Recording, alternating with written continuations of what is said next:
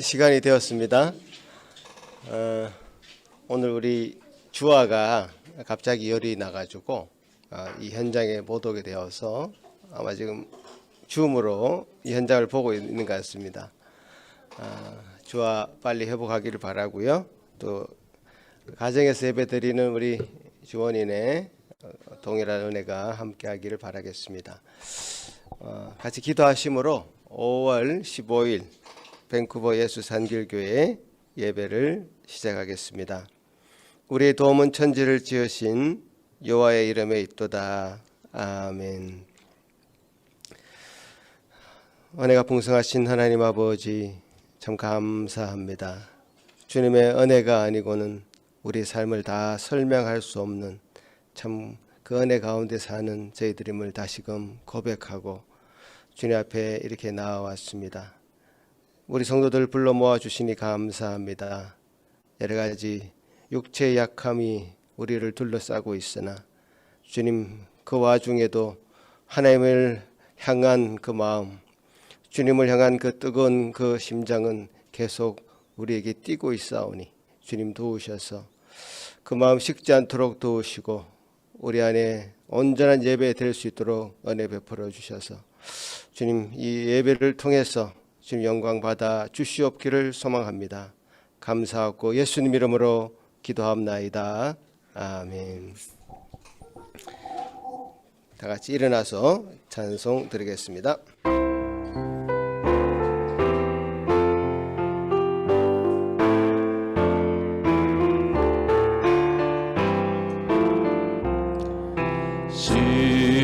성과 같은 교회, 그의 영광 한없다.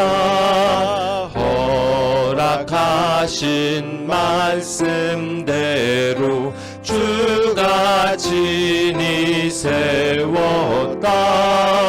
반석 위에 세운 교회, 흔들 자가 누구냐.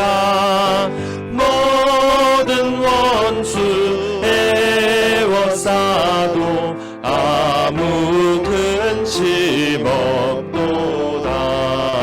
생명샘이 솟아나와 모든 성도 마시니 언제든지 흘러넘쳐 부족함이 없도다. 이런 물이 흘러가니 목마를 자 누구냐. 주의 잔에 풍족하여 넘치고도 넘친다.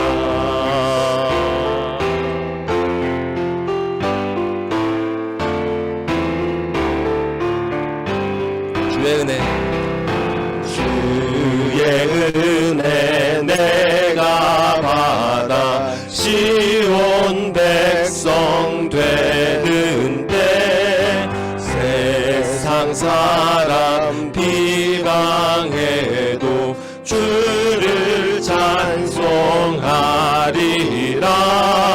세상 헛된 모든 영광 아침 안개 같으나, 주의 자녀 받을 복은 영원 무궁하도다. 한 번 더 갑시다. 주의 은혜 내가 받아. 주의 은혜 내가 받아 시온 백성 되는데, 세상 사람 비방해도 주를 찬송하리라. 세상 헛된 모든 영광 아침 안개 같으나, 주의 자녀 받을 복은 영원 무궁하도. 세상 헛된 모든 영광 세상 헛된 모든 영광 아침 안개 같으나 주의 자녀 아들 복은 영원 무궁하도다. 아멘. 다 같이 앉으셔서 계속 주님 찬양하시겠습니다.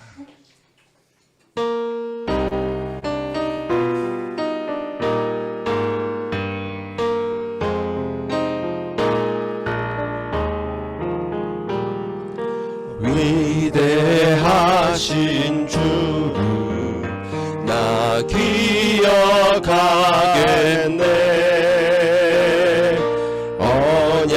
언약하신 대로 날 인도하시네.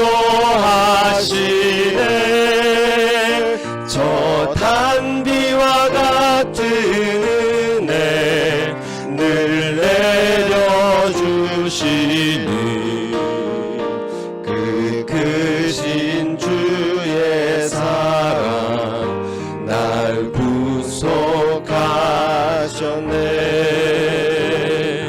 영광스러운 주를 나 기억하면서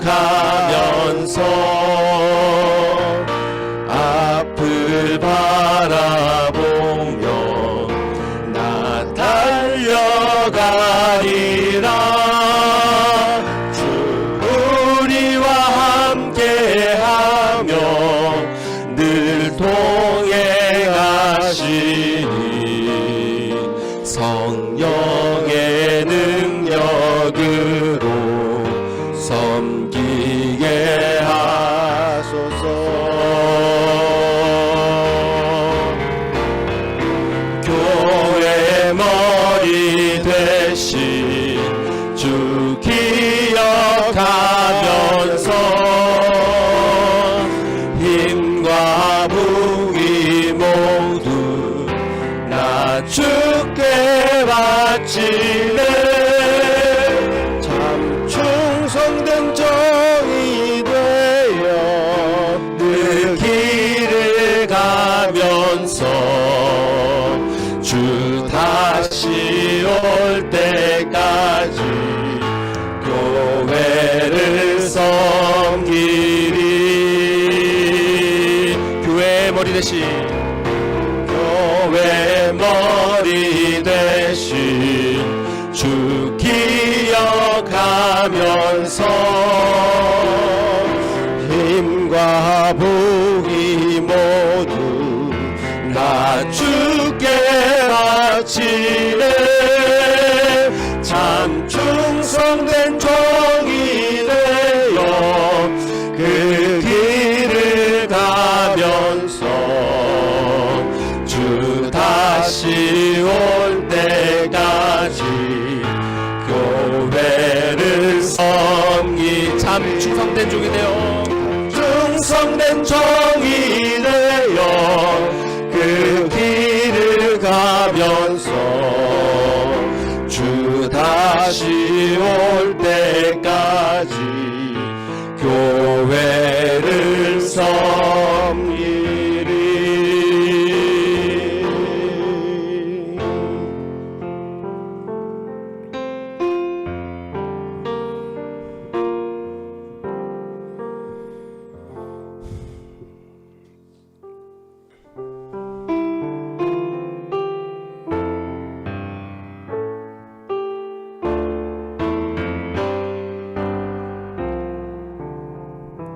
참 사람 되신 말씀 하늘의 지혜요. 변하지 않는 진리 온 세상 빛이라. 주 말씀 성경에서 찬란히 빛나고 내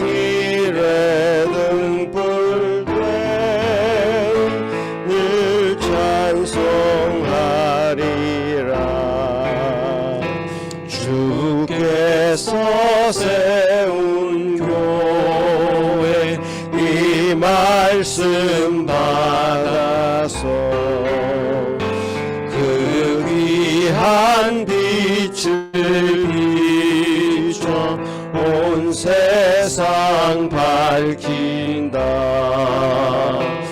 귀중한 성경 말씀 금보다 귀하고 주님의 귀한 모습 잘 드러내도다.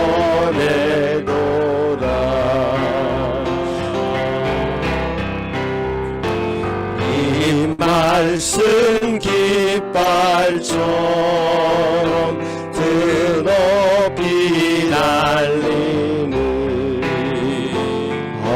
어두운 바다 위에 등대와 같도다.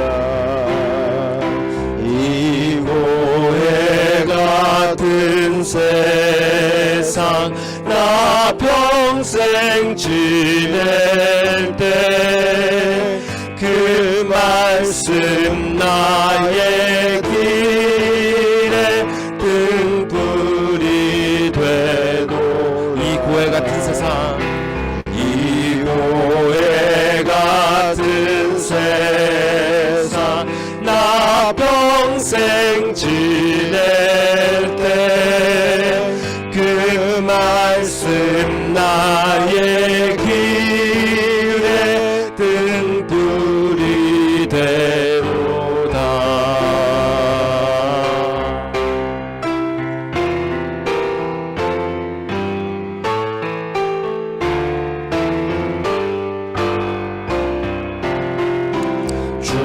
주님의 몸된 교회 빛나는 등 되어 이 세상 만민 앞에 비추게 하소서. 저 방황하는 길 속 이 등불 따라서 주 얼굴 볼 때까지 잘 가게 하소서. 저 방황하는 길 속 저 방황하는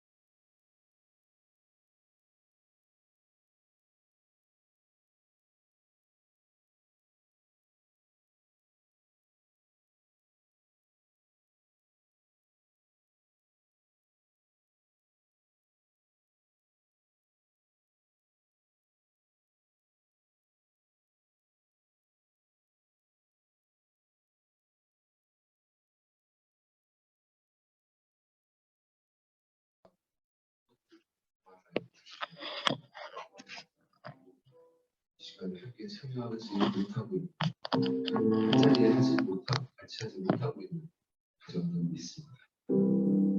또 한국으로 원기를 하는 자매와 남편이 있습니다. 주님, 이 모든 사람들과 함께 하십시오. 지금 우리와 동일하는 이들에게 큰 은혜 베풀어 주시옵소서. 하나님 아버지 감사합니다. 아버지 하나님 은혜를 받아서 이 자리에 모이게 하시니 감사합니다.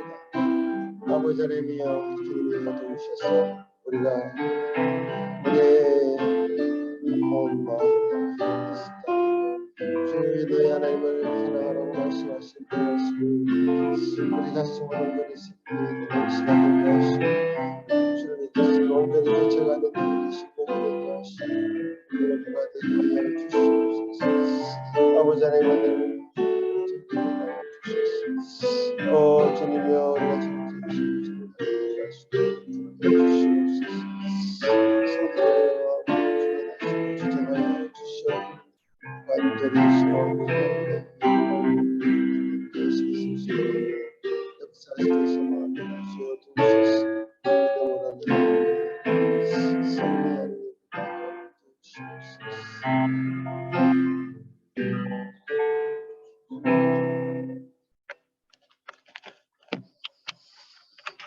하늘에 계신 우리 아버지여, 이름이 거룩히 여김을 받으시오며 나라의 마시에 뜻이 하늘에서 이룬 것 같이 나라에 이루어지옵소서.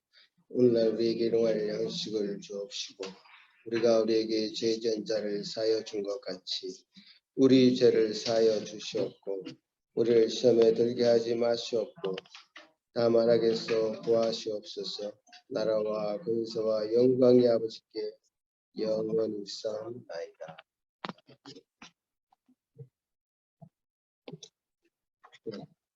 고동은 10편 8편 들어가시겠습니다. 여호와 우리 주여, 주의 이름이 온 땅에 어찌 그리 아름다운지요. 주의 대적으로 말미암아 어린 아이들과 젖먹이들의 입으로 권능을 세우시며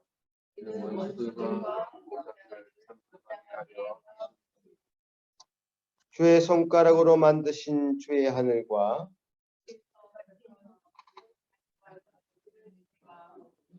사람이 무엇이기에 주께서 그를 생각하시며 인자가 무엇이기에 주께서 그를 보신다. 그를 하나님보다 조금 못하게 하시고 영광과 존귀로 받으시옵나이다. 주의 손으로 만드신 것을 다스리게 하시고 만물을 그의 발 아래 두셨으니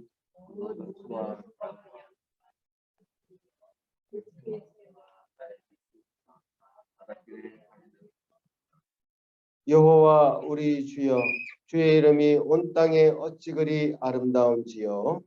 아멘. 이 시간 예배를 위해서 양심함으로 기도하시겠습니다. 다 같이 기도하겠습니다.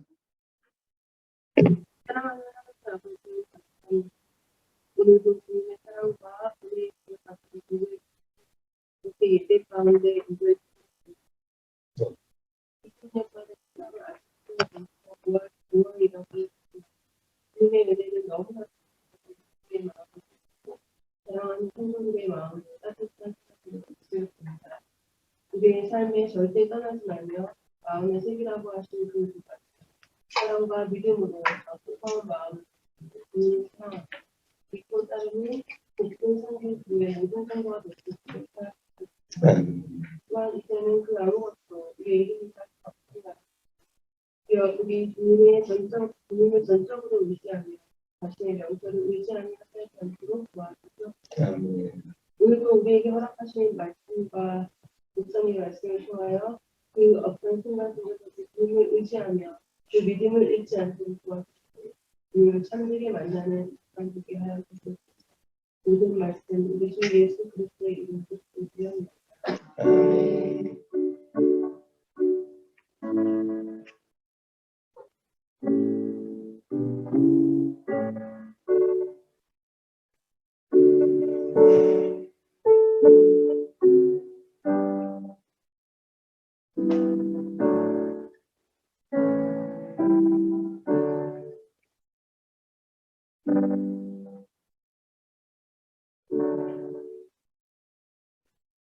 오늘 우리에게 허락하신 하나님의 말씀은 마태복음 16장 13절에서 16절까지입니다. 제가 봉독해 올리겠습니다. 예수께서 빌립보 가이사랴 지방에 이르러 제자들에게 물어 이르시되 사람들이 인자를 누구라 하느냐? 이르되 더러는 세례 요한, 더러는 엘리야, 어떤 이는 예레미야나 선지자 중에 하나라 하나이다. 이르시되 너희는 나를 누구라 하느냐? 시몬 베드로가 대답하여 이르되 주는 그리스도시요 살아계신 하나님의 아들이시니이다. 아멘. 자, 우리 어린이들 앞으로 나와서 이렇게 기도하고 나가도록 하겠습니다.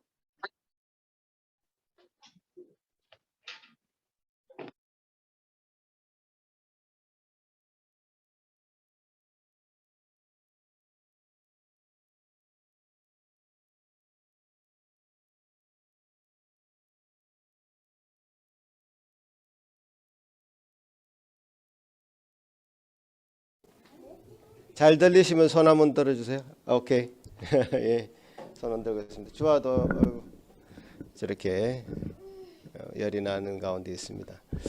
아유, 우리 어린이들 이번 지난주에 좀 아팠죠? 루담이 루아 어땠어? 아픈 거 싫어 좋아? 이거 우리 어린이들 좀 여러 가지 뭐 바이러스가 여러 종류의 바이러스가 있는데 장에 바이러스가 생긴 것 같습니다. 우리 기도하고 우리 어린이들 밖으로 나가겠습니다. 아버지 하나님 감사합니다. 우리가 함께 모일 수 있는 귀한 시간 허락하여 주심을 감사합니다. 안타깝게도 우리 주원이 주님께서 주원이 가정의 그래도 보호 아래 잘 또 있게 하신 것 감사합니다. 하지만 함께 못 만남에 있는 것은 참으로 안타까운 일입니다. 주님께서 도우셔서 우리 주아 빨리 회복할 수 있도록 도우시고 우리 주원이 또 주안이 또 우리 모든 가정이 참으로 강건할 수 있도록 이번 한 주도 지켜주옵소서. 또 아팠다가 회복된 우리 루다민에 기억하시고 또 이전보다 더 건강한 모습으로 앞으로 모든 생활 감당하도록 도우시옵소서. 주님께서 주시는 지혜와 건강이 그들에게 넘쳐나도록 도우시옵소서. 예수님 이름으로 기도합나이다. 아멘.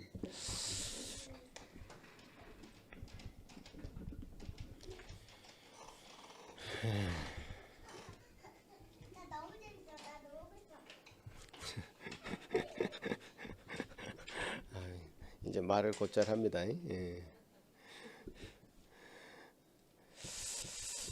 오늘 교회의 기초와 건설한 제목으로 하나의 말씀 나누겠습니다. 지난 주에는 46회 KAPC 총회가 열렸고 그 주제가 바로 교회의 기초와 건설하는 주제였습니다. 그 46회라는 것은 총회가 생긴 지 이제 46년이 되었다는 뜻입니다. 여러 지역의 목회자들과 사모들 해서 한 300여 명이 함께 모였고요. 2년 동안 팬데믹으로 인해서 화상으로 이렇게 할 수밖에 없었는데 3년 만에 이렇게 모이게 되었고요. 그 모신 모든 분들이 그 대면으로 할 수 있음에 감격했고 기쁨을 표현했습니다. 3박 4일 동안 진행되는 이 총회가 어떻게 진행되느냐 하면 각 지역의 노회들이 있습니다. 그 노회들의 보고를 받고요. 또 교회의 방향성을 결정하는 굉장히 중요한 결정들을 하게 됩니다. 이렇게 1년 한 차례 5월에 항상 모이게 되고요.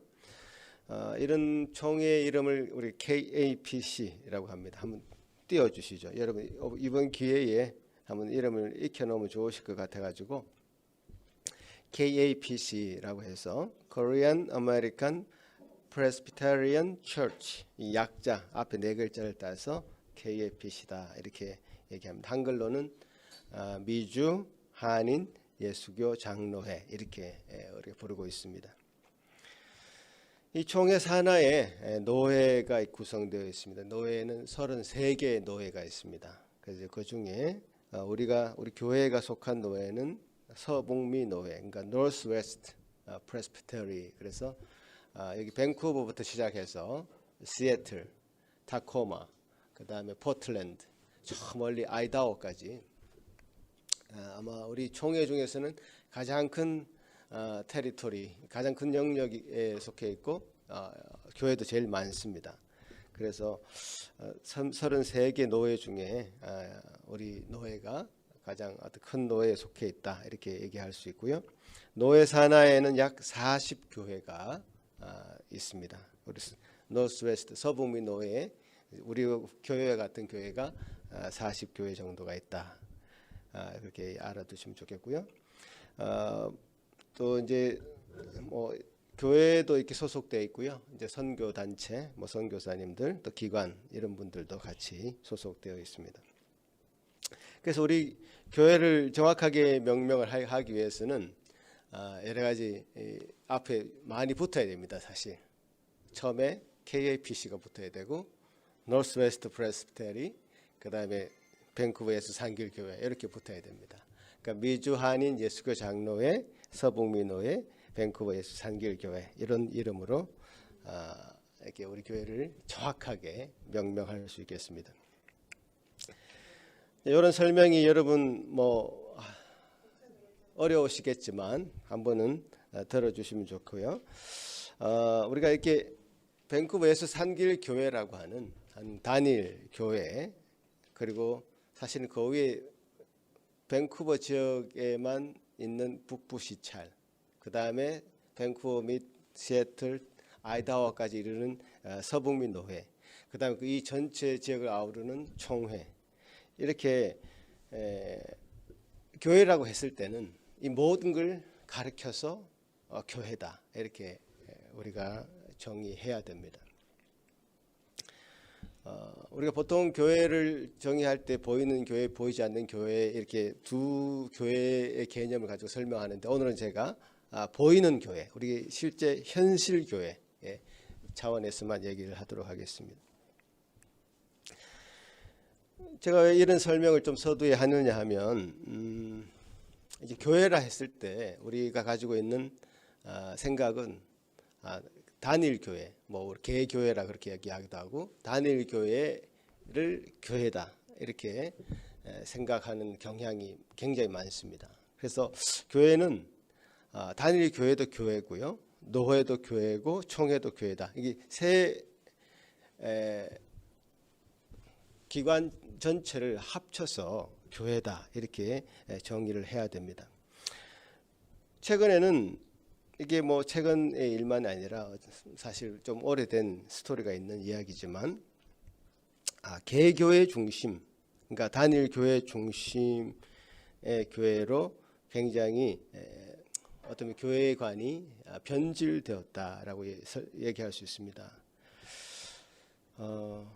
이게 여러 가지 세상의 영향으로 인해서 변질되었다고 볼 수 있고요. 16세기 종교개혁으로 시작된 이 개신교가 어떤 이런 장로교의 어떤 정신을 가지고 잘 뿌리를 내리고 있던 차에 다른 영향으로 인해서, 또 아마 미국식 자본주의 영향도 있을 거고요. 그런데 다른 영향으로 인해서 개교회 중심, 단일교회 중심의 교회로 변질되었기 때문이죠. 왜 제가 자본주의적으로 변질되었느냐 이렇게 느끼냐면, 교회 성장이라는 것을 가지고 어떤 경쟁 구조를 가진 어떤 비즈니스처럼 교회 성장을 얘기하는 경향들이 많아졌기 때문입니다. 마치 대기업이, 그러니까 소규모의 그 기업들을 그 상권을 막 파고들어서 대기업이 다 장악하는, 잡아먹어버리는 매우 천박한 자본주의의 어떤 습성들이 있는데, 그런 천박한 자본주의의 속성을 이제 교회가 취하고 그런 자본주의의 어떤 그런 마인드로 교회의 성장을 얘기하기 때문에 그렇다는 거죠. 그래서 어떤 교회는 살아남고 어떤 교회는 사라져버리는 어떤 생존 경쟁을 펼쳐야 되는 비즈니스처럼 교회가 되어버린다면, 가장 먼저 훼손되는 것은 이 교회를 세우시기 원했던 예수 그리스도의 정신, 예수 그리스도의 그 정신을 훼손시키는 거죠. 가장 그 예수 그리스도의 마음을 가장 먼저 버릴 것이 뻔한 것이죠. 교회가 비즈니스처럼, 어떤 기업처럼 잘 뻗어나려면 그 기업이 하는 행태를 따라서 비즈니스 마인드로 뭔가를 이루어 가야 되는 지독한 생존 경쟁을 해야 되는 그런 것으로 나설 수밖에 없는 것이죠. 그래서 사람을 끌어모으는데 혈안이 되어서 온갖 어떤 심리학적인 마케팅적인 이런 도구들을 사용할 수밖에 없는 것이죠. 그런 현실에 우리가 처해 있다는 것을 여러분 기억하시기 바랍니다. 그래서 이 단일 교회만을 교회란 개념을 가지고 접근하면 이 주님이 원하시는 교회를 세워가는데 굉장히 불리해집니다. 이 단일 교회, 우리 교회만을 생각하고 교회라고 생각한다면 경쟁적으로 갈 수밖에 없고요. 주님의 정신이라는 것은 이루어가기는 굉장히 어려워지는, 좀 불리해지는 그런 개념이라 할 수 있고요. 그래서 우리 교회만이 아니라 우리 지역에 있는 노회와 또 전 지역을 아우르는 총회를 전체를 일컬어서 우리가 교회다 이렇게 고백하는 것이 주님의 정신을 이루어가는데, 예수 그리스도의 그 마음을 이루어가는데 유리해지는 겁니다.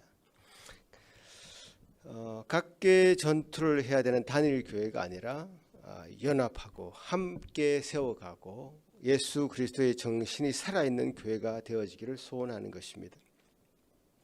여러분, 전투에는 이기되 전쟁에서 실패할 수 있음을 기억해야 됩니다. 우리 교회라는 것은 영적 전투의 현장에, 전쟁의 현장에 있는 최전선에 있는 그런 기관이라 할 수 있습니다. 그래서 각 단위 부대들이 있지 않습니까? 전쟁터에 소대, 부대, 중대, 대대 정도가 단위 부대일 겁니다. 단위 부대에서는 전투에 이길 수 있습니다.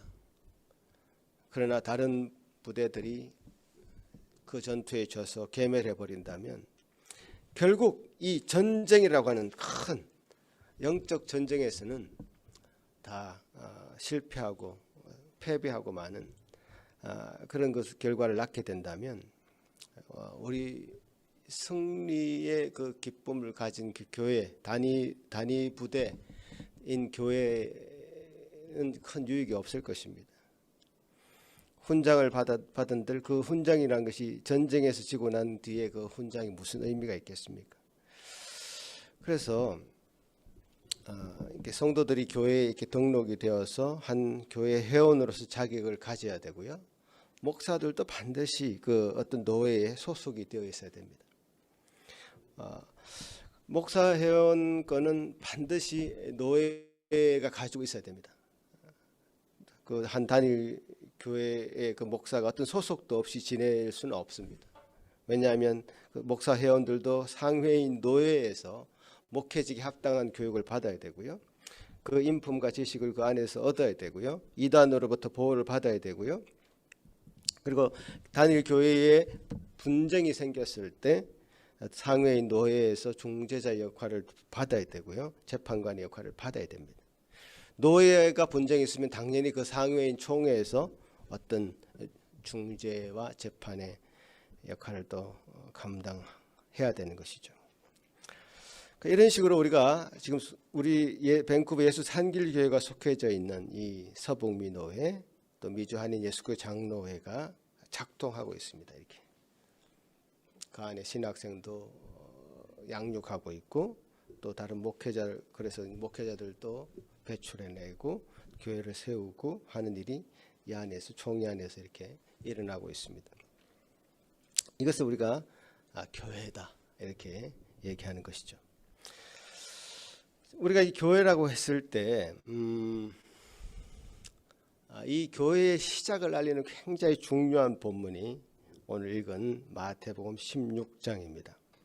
예수님은 제자들을 모아놓고요, 나를 누구라고 생각하느냐라고 아주 직설적으로 물었습니다. 너희들은 나를 누구라고 생각하느냐? 다른 사람들은 나를 누구라고 생각하느냐고 제자들이 대답을 했는데, 누구는 엘리야라 그러기도 하고, 누구는 예레미야라 그러기도 하고, 어떤 선지자 중에 하나라고 그렇게 얘기한다는데, 그렇다면 너희들은 나를 누구라고 하느냐? 다른 제자들이 주저하고 있을 때에 베드로가 대답을 하죠. 주는 그리스도시요 살아계신 하나님의 아들이시니이다. 주는 그리스도시고 하나님의 아들이시다 라는 고백을 베드로가 하게 됩니다. 이 본문은 굉장히 중요한 본문입니다. 여러분, 마태복음 16장 이 대답을 들으신 이 예수님은 바요나 시모나 내가 복이 있도다 이를 내게 알게 하니는 이는 혈육이 아니요 하늘에 계신 내 아버지시니라. 예수님께서는 사도 베드로가 대답한 이 예수님의 고백에 관한 내용을 듣고는요, 이 고백이 어떤 세상이 알려준 지식이 아니라 혈육이 알려준 것이 아니라 하늘에서 온 것이다. 놀라워하시면서 위로부터 온 지식이라고 하시면서 베드로의 그 고백을 굉장히 높게 평가를 하십니다. 그래서 이 예수님은 이 베드로의 그 고백의 내용이 뭐죠? 주는 그리스도시요 살아계신 하나님의 아들이라고 하는 그 고백 위에 내 교회를 세우겠다고 선포를 하십니다. 이것이 교회의 시작입니다. 여러분, 교회가 이렇게 시작이 되는 겁니다. 교회의 시작은 사도 베드로가 예수 그리스도에 대한 신앙의 고백의 그 반석 위에서 시작됩니다. 이게 교회의 기초인데요. 어떤 사람은 베드로가 이 교회의 기초가 된다라고 이 본문을 잘못 해석하는 경우가 있었습니다. 베드로라고 한 인물, 그 반석 위에 교회를 세운다면 여러분 어떻게 되겠습니까? 자, 여러분 지난번에 제가 설교를 한번 했는데요. 베드로가 이 고백하고 나서 그 다음 장면에서 예수님으로부터 사단아 물러가라 라고 하는 책망을 들으십니다. 호통을 들으시죠. 왜? 예수님이 십자가에 대한 얘기를 하셨을 때 베드로는 절대로 그래 하시면 안 됩니다라고 예수님을 말렸습니다. 그럴 때에 예수님은 사단아 물러가라. 이 신앙 고백을 한 이 베드로에게 그 다음 장면에서 사단이라고 칭하면서 아주 엄하게 호통을 치십니다. 베드로라고 하는 그 인간 위에 교회가 세워진다면 이런 식의 연약하고 부족하고 한 인간에게 이 교회가 세워진다면 얼마나 불안하겠습니까? 그것이 반석이겠습니까? 절대로 반석이 될 수 없죠. 베드로는 그 뒤에 예수님이 십자가에 달려서 돌아가시기 위해서 잡혔을 때 예수님을 3번 부인하고 도망간 사람입니다. 이런 불안한 인간 위에 교회가 세워진다는 것은 너무나 말이 안 됩니다. 변질되기 쉬운 인간의 그 위에, 기초 위에 교회를 세울 수 없습니다.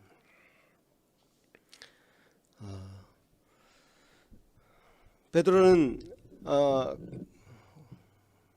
참으로 연약한 사람이었고 그 사람이 교회 중심이 될 수 없다는 것은 우리가 잘 압니다. 그러나 사람들은 이런 마인드를 버리지 못합니다. 어떤 잘난 사람이 있다면 교회는 그 사람 중심이 되어버리기 쉽습니다. 어떤 멋있는 목사가 있으면 그 목사가 교회 중심이 되어버리기 쉽습니다. 재력이 많은 장로가 중심이 되어버릴 수 있고요. 힘을 가진 정치인이 그 교회의 교인이라고 해서 그 교회가 그 사람에게 너무 많은 힘을 줄 수도 있습니다. 그러면 교회는 깨어집니다. 흔들립니다. 망가집니다. 절대로 그렇게 해서는 안 됩니다. 그래서 우리가 이 본문을 베드로 위에 교회를 세우겠다고 해석해서는 절대로 되지 않고요. 베드로가 고백한 그 신앙 고백 위에, 그 신앙 고백이라는 내용은, 베드로가 고백한 이 신앙 고백의 내용은 혈육이 가르쳐준 것이 아니라 하늘에서 온 것이다. 위로부터 온 것이다 라고 예수님이 말씀하셨듯이 하늘의 지식이었습니다. 하늘의 지식으로 베드로는 이 신앙의 고백을 한 것이죠. 이 신앙 고백 위에 예수 그리스도는 살아계신 하나님의 아들이시며 나의 주시라고 하는 이 신앙 고백 위에 교회가 시작되는 것입니다. 교회가 이렇게 든든히 서가려면 어떤 사람이 중심이 되어서는 안 되고요. 그 중심에 어떤 목사나 어떤 뭐 사모나 그런 사람이 중심이 되어서는 안 되고 어떤 시스템이 중심이 되어서도 안 되고요. 바른 신앙 고백 위에 교회가 세워져야 됩니다. 뭐 밥을 많이 먹고 풍성하게 먹고 이런 것이 자랑거리가 되어서는 안 되고요. 사람이 많이 모이는 교회가 자랑이 되어서는 안 됩니다. 우리가 자랑할 수 있는 것은 단 한 가지. 우리 모든 성도들이 한 목소리로 고백할 수 있는 분명한 신앙의 고백이 있느냐. 그러면 그 교회는 흔들리지 않을 것입니다. 여러분 잘 아시다시피 모래 위에 집을 지으면 그 집은 금방 비가 오고 바람이 불면 무너지고 맙니다. 그렇게 무너지기 쉬운 것에 교회가 있어서는 안 되죠. 신앙 고백을 한 베드로가 중요한 것이 아니라 베드로가 가진 영적인 지식으로 고백한 그 신앙 고백이 중요한 것이죠. 베드로의 그 신앙 고백은 흔들리기 쉬운 그 개인의 것이 아니죠.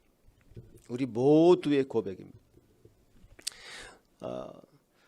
든든한 반석 위에 집을 지어야 되는데요. 든든한 반석은 한 개인, 한 사람, 어떤 유명한 사람이 아니라 예수 그리스도를 나의 주로 인정하고 그분이 살아계신 하나님의 아들이심을 고백하는 그 신앙 고백이 든든한 반석입니다.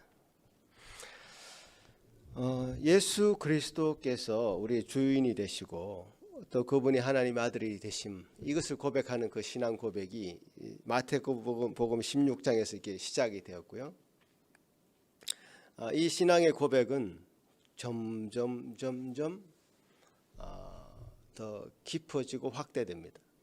우리가 지금 설교 후에 여러분 같이 고백하는 사도신경 있죠. 이 사도신경도 베드로가 고백한 이 신앙 고백은 그야말로 한 문장입니다. 그죠? 한 문장으로 되어 있습니다. 끊어서 읽으면 두 문장일 텐데 사도신경만 봐도 몇 문장입니까?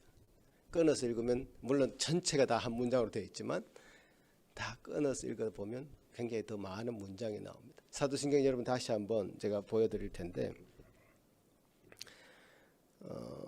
예수 그리스도에 관한 이 신앙 고백이 최초의 신앙 고백이 베드로의 신앙 고백이라면 이 신앙 고백에서 점점 이제 저렇게 길어지는 이유가 있습니다.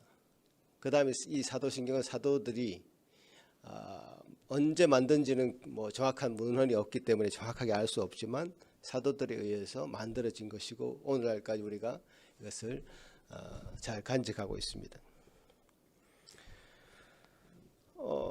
이단들의 공격은 계속 끊임없이 교회를 무너뜨리기 위한 이단들의 공격은 계속되어 왔습니다. 그렇지만 우리의 마음은 변하지 않죠.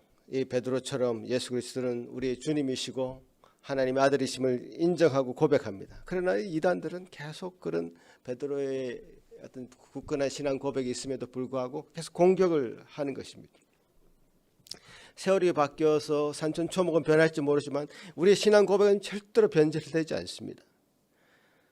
그렇지만 이 이단들의 공격이 계속되면서 어떤 우리의 신앙 고백이 더 구체적으로 그리고 실제적으로 되어야 될 필요성을 느끼게 되겠죠. 그래서 사도들이 사도신경이라고 하는 신앙 고백을 만들었어야 됐죠. 뭐 사도들 혹은 사도들의 그 제자들 그 어간에서 이제 만들어진 것으로 우리가 이 사도신경을 그렇게 보고 있습니다. 사도신경이 만들어질 당시에 그 이단들의 공격 포인트가 어디였는지를 이 사도신경을 보면 잘 알 수 있습니다. 어디였겠습니까? 성부, 성자, 성령 이 삼위 중에서 사도신경 내용을 전체 읽어보시면 성자에 관한 고백 이 굉장히 깁니다. 성부는 한 줄이고 성령도 한 줄입니다. 그러나 이 성자에 관한 고백은 굉장히 길게 고백되고 있습니다. 그러니까 이단들의 공격 포인트가 예수 그리스도의 신성에 대한 의문, 예수 그리스도의 인성에 대한 의문, 이 가장 큰 공격 포인트였습니다.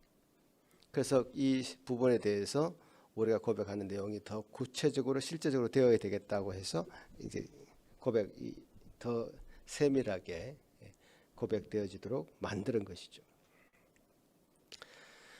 그렇게 이제 신앙 고백이 사도신경, 베드로의 신앙 고백에서 출발해서 사도신경, 그 다음에 그 이후에 325년 그 다음 페이지를 보시면 325년에 그 니케아 신경, 사도신경하고 거의 분량이 같습니다. 조금 더 이제 회의가 종교 회의가 있을 때마다 그 좀 부족한 부분들, 더 첨가해야 될 부분들이 신앙 고백이 첨가되는 것이죠. 그리고 451년에 칼케돈 신경이 나오죠. 이 신경도 사도신경보다 조금 더 분량이 이제 많아집니다. 그리고 그러다가 이제 공격 포인트가, 이단들의 공격 포인트가 어디에 포커스를 더 맞추냐 하면 삼위일체에 관한 공격 포인트가 더 점점 많아집니다. 그 시기에. 그래서 그 아리우스를 대표로 하는 그 이단들이 삼위일체를 부인하는 그런 공격을 많이 하기 때문에 초대교회에 이제 아타나시우스라고 하는 사람이 있었는데, 뭐 아타나시우스의 시대에 한 500년경에 이 아타나시우스 신경을 작성하게 됩니다. 자, 아타나시우스 신경이 오늘 여기 본문에 보여주시면, 제가 좀 요약해서 적어놨습니다. 요약해서 적어놨는데 여러분 한번 같이 한번 읽어봤으면 좋겠어요. 요약해서 적어놓은 이 내용의 전체 내용의 그 분량은 삼위일체에 관한 고백이 거의 대부분입니다. 한번 같이 읽어보시면 같이 읽어보겠습니다. 시작. 보편적인 신앙은 이러하다. 우리는 삼위로 한 하나님이시며 한 하나님 안에 삼위이신 하나님, 삼위가 혼동되거나 본질이 분리됨이 없는 한 하나님께 예배한다. 성부께서 영원하시고 성자께서도 영원하시며 성령께서도 영원하시다. 세 전능하신 분들이 아니고 한 전능하신 분이시다. 성부께서 하나님이신 것처럼 성자께서도 하나님이시고 성령께서도 하나님이시다. 예.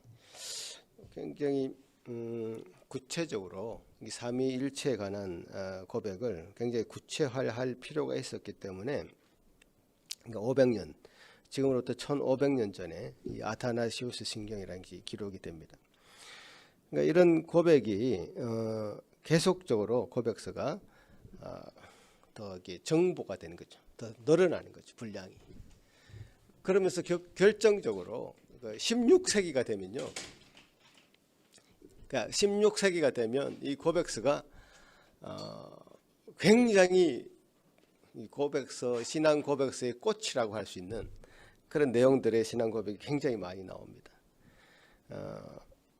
예를 들어서 뭐 저빙글리의 67개 조항, 베른 신조, 스위스 신앙 고백, 프랑스 신앙 고백, 스코틀랜드 신앙 고백, 벨기에 신앙 고백, 하이델베르그 신앙 고백, 뭐 도르트 신조, 뭐 각 나라별, 각 도시별 그 시대에 그러니까 16세기부터 해서 17세기까지 지금으로부터 한 500년 전에 굉장히 종교 개혁이 일어나면서 우리의 신앙을 더 분명하게 진술해야 되겠다는 생각 때문에 그 고백서가 굉장히 각 나라별로 풍성하게 나옵니다. 아주 훌륭한 고백서들이 많은데 그 중에 가장 훌륭하다라고 인정하는 것이 바로 우리가 받아들이고 있는 웨스트민스터 신앙 고백서, 그리고 대소요리 문답입니다. 그러니까 이 교회의 시작이 베드로의 신앙 고백에서 시작되었는데요. 그 베드로의 신앙 고백에서 시작된 이 교회가 그 다음에 어떤 발전의 과정을 거치게 되면서 베드로의 신앙 고백 한 줄짜리로는 다 이게 우리 신앙 성도들의 믿음을 표현할 수 없게 되기 때문에 이단들의 공격도 있고 우리가 더 구체적으로 실제적인 고백을 해야 될 필요를 느끼기 때문에 고백서를 만들게 되었죠.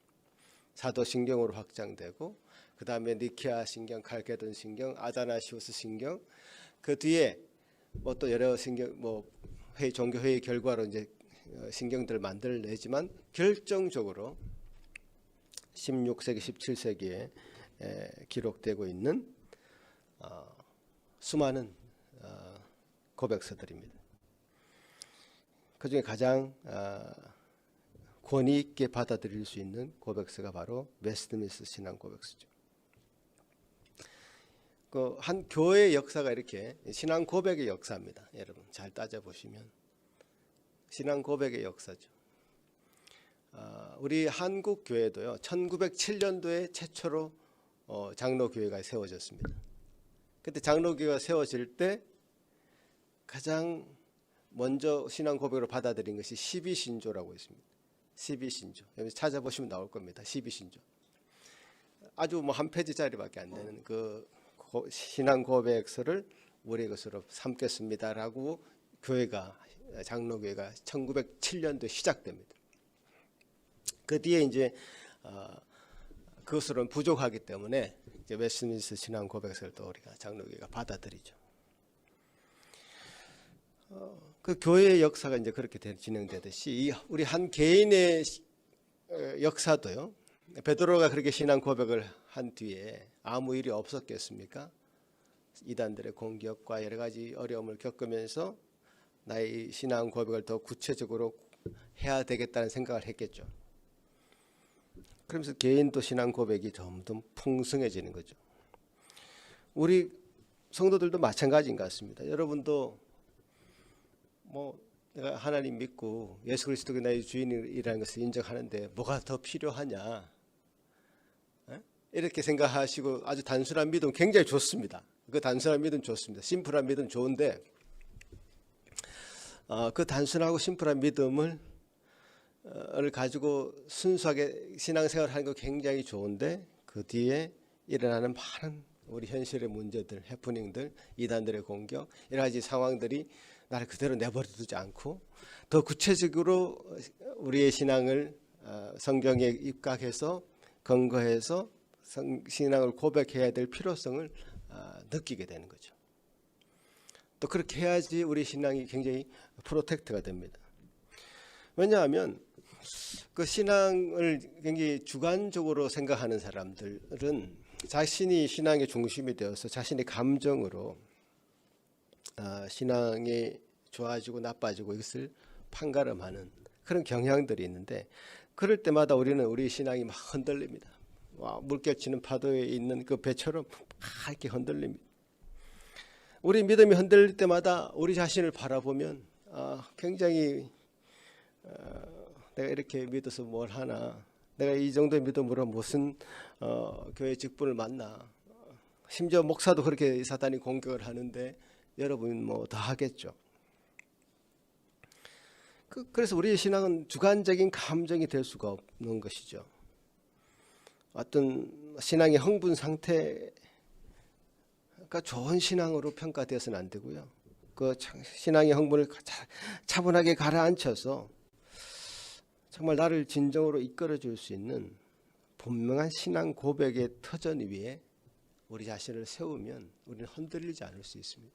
베드로가 그 뒤에 많은 흔들림이 있었지만 예수님의 사역을 방해하려고 하는 사단으로 몰리기도 했었지만 베드로가 고백한 그 신앙 고백은 흔들리지 않았거든요. 마찬가지입니다. 우리도 우리의 어떤 주관적인 신앙의 상태를 가지고 우리 신앙을 평가해서는 안 되고 우리가 고백하는 이 신앙의 고백의 근거 위에 우리 자신을 놓을 때 우리 자신은 흔들릴 수는 있으나 우리를 이끌어주는 분명한 신앙 고백은 흔들리지 않는 것이죠. 여러분 뭐 오늘날 또 아주 다양한 교회에 대한 공격이 있습니다. 성경의 권위를 약화시키는 그 자유주의 신학이라는 것이 본물처럼 들어와 있죠. 뭐 이리 가도 되고 저리 가도 되고 하나님 가는 길은 뭐 다양하다라고 얘기하는 상대주의, 다원주의, 해방주의 신학, 뭐 여러 가지 이 교회를 공격하는 신학들이, 주의들이 많이 있습니다. 이미 많은 교회들이 넘어갔고요.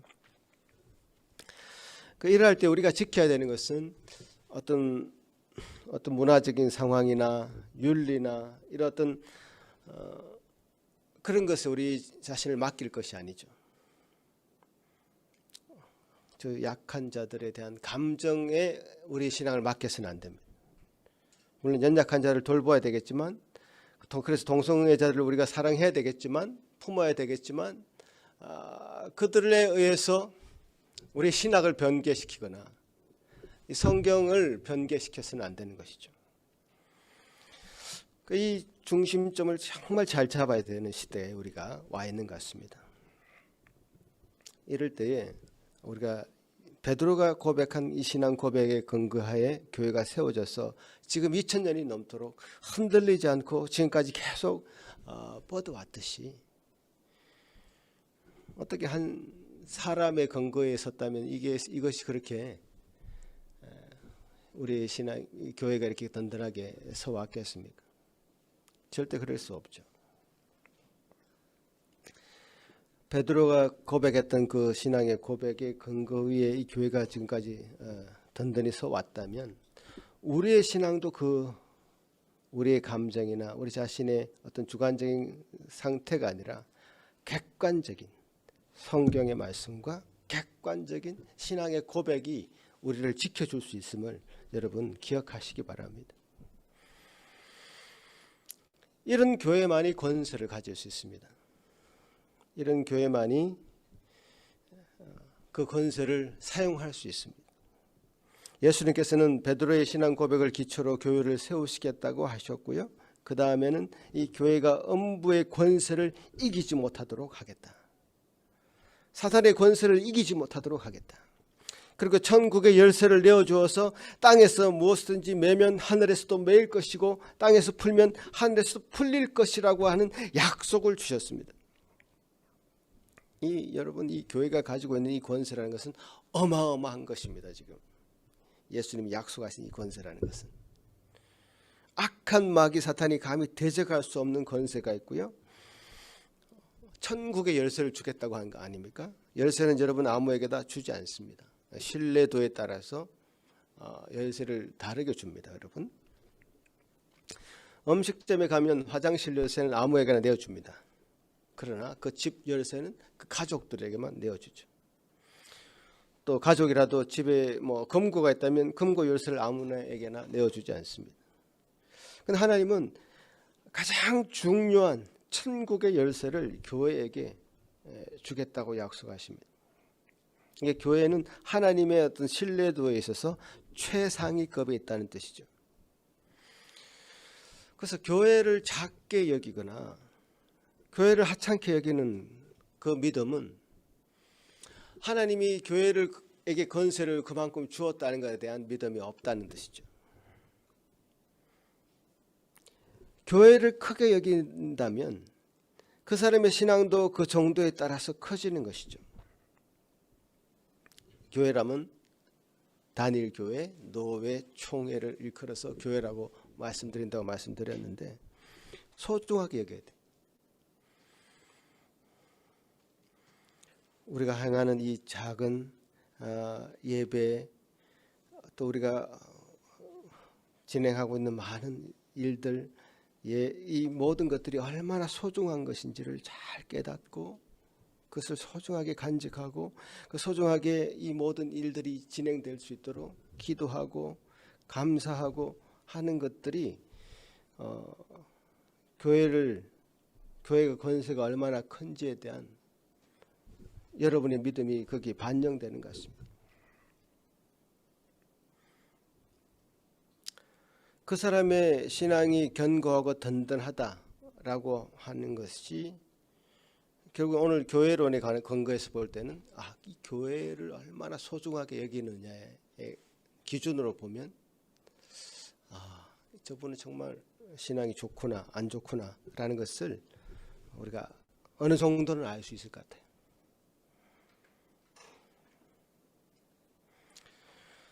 물론 이 세상의 정치의 영향을 받아서 노예 그룹이나 총회 그룹에서 세상에 썩어 빠진 그런 정치인의 행세를 뭔가 돈 받아가지고 그런 사람처럼 행동하는 사람들이 있습니다. 우린 그런 것들을 뉴스에서 많이 발견하고 한탄하고 있습니다. 교회는요, 알곡과 가라지가 같이 있습니다, 여러분. 가라지들이 그런 행동을 할 수 있습니다. 그렇다고 해서 이 교회의 권세를 무시해서는 안 돼요. 예수님이 부여하신 이 교회의 권세를 무시해서는 안 되죠. 음부의 권세가 이기지 못하도록 하는 이 교회, 천국의 열쇠를 주어서 천국의 문을 열도록 하는 이 교회의 권세를, 예수 그리스도께서 부여하신 이 교회의 권세를 우리가 빼앗겨서는 안 된다는 사실이죠. 악한 자들에게 교회가 빼앗겨서 안 되고요, 악한 자들에게 노예가 빼앗겨서 안 되고요, 악한 자들에 의해서 총회가 휘둘려서는 안 되는 것이죠. 그러기에 더 우리가 기도를 해야 되는 것이죠. 그러기에 우리가 더 마음을 모아야 됩니다. 하나님의 말씀이 우리를 더 지배하도록 해야 되고, 분명한 신앙의 고백 위에 우리가 늘 서 있어야 됩니다. 그렇지 않으면 우리가 빼앗길 수 있습니다. 하나님께서는 교회를 통해서 이 땅을 구원하시려고 하는 놀라운 계획을 세우셨고요, 교회는 그만큼 하나님이 세우시고자 하는 만큼 이단들의, 사단의, 세상의 수많은 핍박을 받았습니다. 그러나 그 핍박 속에서도 여전히 살아서 계속 뻗어나가는 것이 교회고요, 그 교회의 놀라운 확장을 통해서 하나님 나라가 이 땅 가운데 임할 것입니다. 이제 말씀을 맺겠습니다. 여러분, 베드로의 이 신앙 고백은 최초의 신앙 고백이고, 그 신앙 고백의 근거 위에 교회가 출발되었습니다. 그래서 지금 우리 교회가 신앙 고백이라고 하는 이것을 더 우리의 것으로 삼기 위해서 애쓰고 있습니다. 노력하고 있습니다. 왜? 우리의 신앙의 근거가 우리 개인에게 있는 것이 아니라, 어떤 한 사람에게 있는 것이 아니라, 어떤 그 한 사람의 어떤 감정에 있는 것이 아니라, 주관적인 것이 아니라 객관적인 성경 말씀을 가지고 그 근거 위에 우리의 신앙을 쌓아 올라간다면 이것은 흔들리지 않은 것인데, 어떤 자기의 주장이나 고집이나 느낌, 어떤 의지, 이런 것들이 신앙에서 중요한 역할을 차지해서 그런 것으로 교회가 진행된다면 언제든지 교회는 무너질 수 있고 흔들릴 수 있다는 것을 기억해야 될 것입니다. 나의 느낌보다 객관적인 하나님에 대한 신앙 고백이 더 소중하게 여겨질 때, 나는 변해도, 내 믿음은 어제와 오늘이 달라질 수 있어도, 내가 고백했던 그 신앙의 고백은 여전히 남아있는 것이죠. 여러분, 결혼할 때 서약 하지 않습니까? 그 서약이 굉장히 우리를 지켜주는 거예요. 사실은 내가 저 아내를 맞아서 평생 흰머리 팥불이 될 때까지 내가 책임지겠다라고 하는 고백을 했지 않습니까? 그 고백이 그 결혼 생활을 지탱해 주는 거죠. 그래서 그 고백의 근거 위에 그냥 지금은 저 아내가 별로 보기 싫어도 그 아내를 품고 나의 아내로 맞이하고 나의 가정의 소중한 아내로 맞이해서 계속 사랑해 줄 것을 약속한 것을 지키려고 한다는 것, 이것이 굉장히 중요한 것이죠. 결혼 서약이 그렇게 우리를 결혼 생활을 지켜주듯이요, 우리가 베드로의 신앙 고백의 근거에서, 베드로가 그 신앙을 근거해서 교회를 세웠고 교회가 그렇게 뻗어나갔듯이 우리 교회도 열심히 성경 말씀에 근거한 신앙의 고백을 더 구체적으로 가지고 있어서 어떤 상황에서도 내 마음이 기분이 나쁘거나 좋거나 이것에 관계없이 예수님께서 우리에게 보내신, 하나님께서 우리에게 보내신 이 사랑의 편지인 이 성경에 근거한 신앙 고백을 든든히 우리가 가지고 있다면 우리의 신앙도 결국 헤매다가 다시 제자리를 찾을 것이고 흔들리지 않게 열매를 맺어갈 것이다. 저는 그렇게 믿는 것입니다. 여러분도 그렇게 믿으십니까? 네. 그렇다고 억지로 우리 감정이 기쁨도 없고 위로도 없고 그런 것이 아닙니다, 여러분. 우리가 결혼 생활도 그렇잖아요. 좀 미운 마음이 있다가도 또 회복되고 기쁘고 감사하고 이렇게 회복되지 않습니까? 우리 이 말씀에 근거한 신앙 고백이 우리 마음을 잘 지켜주는 과정 가운데 하나님 선물로 또 기쁨도 주시고 감사도 주시고 위로부터 오는 많은 위로들이 찾아올 것입니다. 이것이 선물로 주는 것이죠. 선물로 주어지는 것. 감사와 기쁨을 쫓아가는 것이 아니라 말씀을 쫓아가다 보면 또 그 말씀을 근거한 신앙 고백을 잘 간직하다 보면 감사한 마음과 기쁜 마음과 또 위로와 또 우리 삶 가운데 여러 가지 아픔이 있지 않습니까, 여러분? 아픔 가운데서도 그것을 견딜 수 있는 인내심과 또 이겨낼 수 있는, 회복할 수 있는 능력들을 우리에게 부어주신단 말이죠. 그러면 되는 것 아니겠습니까? 교회는 그렇게 지금까지 지켜져 왔고 앞으로도 계속 그렇게 되어질 것입니다. 그 가운데 열매를 보게 될 것입니다. 저는 그렇게 믿고요. 여러분 그런 믿음 가운데 여러분들이 이 교회를 지켜나가고 또 이 교회를 위해서 기도하고 교회가 든든히 서가는 그 교회가 지향하고 있는 이 분명한 신앙 고백 위에 여러분도 든든히 서 있기를 간절히 바라는 것입니다. 기도하시겠습니다. 아버지 하나님 감사합니다. 오늘 우리에게 베드로의 신앙 고백을 보게 하신 것 감사합니다. 주는 그리스도시요 살아계신 하나님의 아들이라고 하는 이 베드로의 이 고백은 참 베드로의 개인의 것이 아니었고 교회의 근거가 되는, 교회의 기초가 되는 너무나도 훌륭한 고백이었습니다. 주님이여 이 고백을 통해서 교회가 세워졌고 그 교회에 예수 그리스도께서는 놀라운 권세를 허락하셨습니다. 어떠한 것이 음부의 권세가 틈타지 못하도록 사단이 그 교회를 무너뜨리지 아니하도록 핍박은 받았지만 결코 쓰러지지 않는 지금까지 지탱되어 온 그래서 계속 열매 맺어온 교회로 세워주셨습니다. 또 이후에도 참으로 하늘의 열쇠를 교회에게 허락하셔서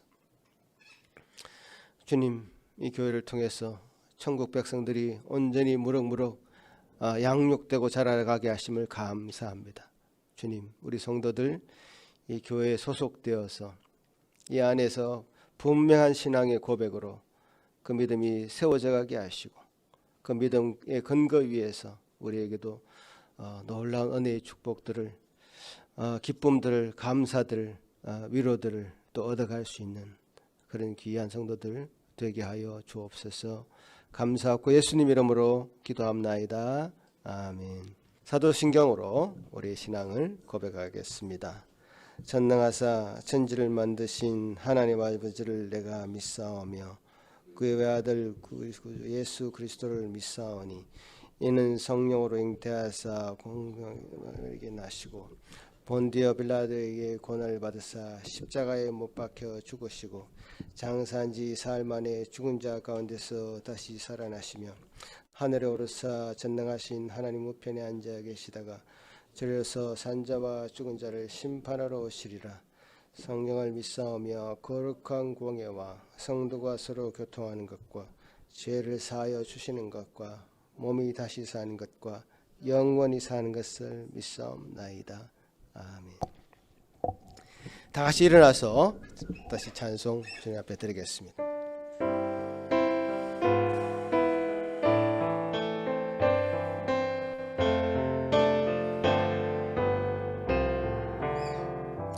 교회의 참된 터는 우리 주 예수라.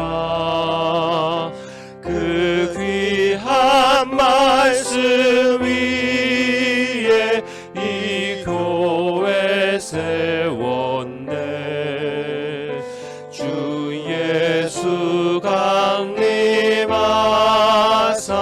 피 흘려 샀으니 땅 위의 모든 교회 주님의 신부라. 온 세계 모든 교회 한 몸을 이루어 한 주님 섬기면서 한 믿음 가지네. 한 이름 찬송하고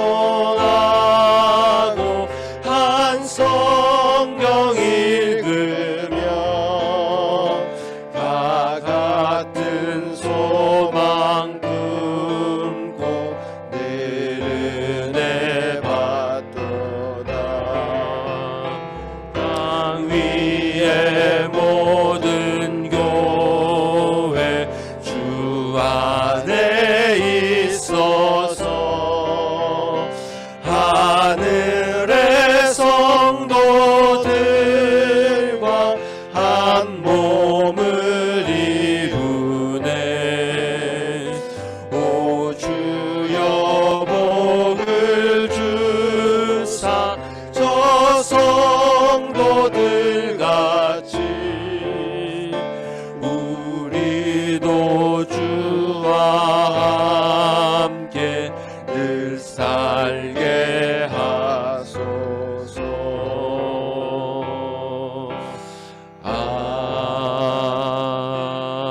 아멘.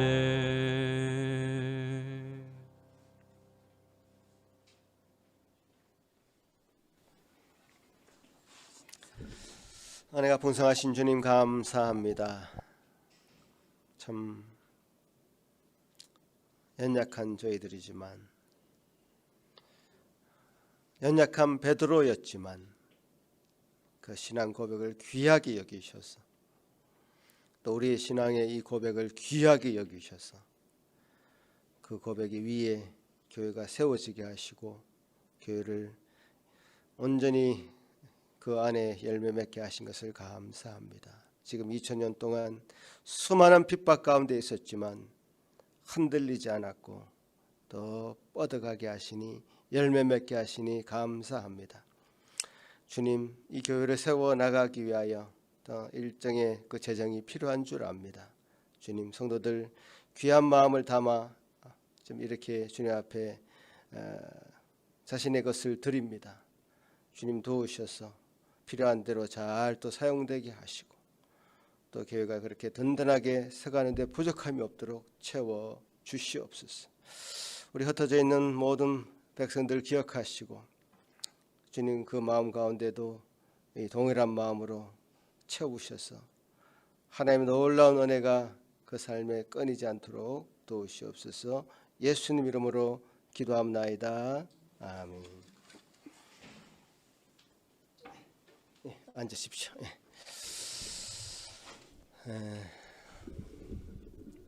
제가 총회에 사실 대면으로는 처음 참석하는 총회를 다녀왔습니다.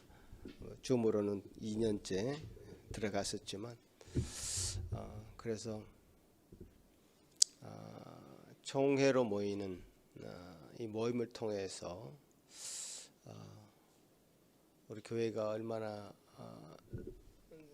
큰 권세를 가지고 있는 것인지 또 그 기초가 어떠해야 되는지를 이번 한 주간 내내 생각을 하고 묵상을 하면서 우리가 지금 현실에 발을 딛고 있는 이 교회가 얼마나 소중한 것인지 그래서 다시 한번 저도 새기고 여러분도 새기는 걸 원해서 제가 나눔을 했습니다. 우리가 분명한 원칙 위에 우리 삶을 기초를 세운다면 어떤 것이 우리를 흔들라 해도 흔들 수 없을 것 같습니다. 그래서 이 원칙을 붙잡는 거죠. 교회는 결코 사단이 쉽게 범접할 수 없는 권세가 있는 하나님의 것이 교회다. 그것은 분명한 신앙 고백 위에 서 있는 것이고 우리 어떤 주관적인 감정에 휘둘리지 않는 교회다. 그 사실만 분명히 우리가 알고 간다면 어떤 것도 이 교회를 무너뜨릴 것이 없습니다. 든든히 서갈 것을 우리가 믿고 우리 한 걸음 한 걸음 나아가면 좋겠습니다. 기도하겠습니다. 이제는 우리 주 예수 그리스도의 크신 은혜와 하나님 아버지의 극진하신 사랑하심과 성령 하나님의 위로하심과 교통하심이 이제 참 교회를 세우시는 그 주님의 놀라운 뜻을 알고 연약했지만 베드로의 신앙 고백을 귀하게 여기셔서 그 신앙 고백 위에 교회를 세우게 하시고 지금까지 이어오게 하시고 열매 맺게 하신 것, 그 하나님의 놀라우신 은혜를 또 우리 모든 성도들이 사모하고 감사하고 기뻐하고 함께 동참하기를 바라는 그 마음 위에 지금부터 영원토록 함께 있을지어다. 아멘.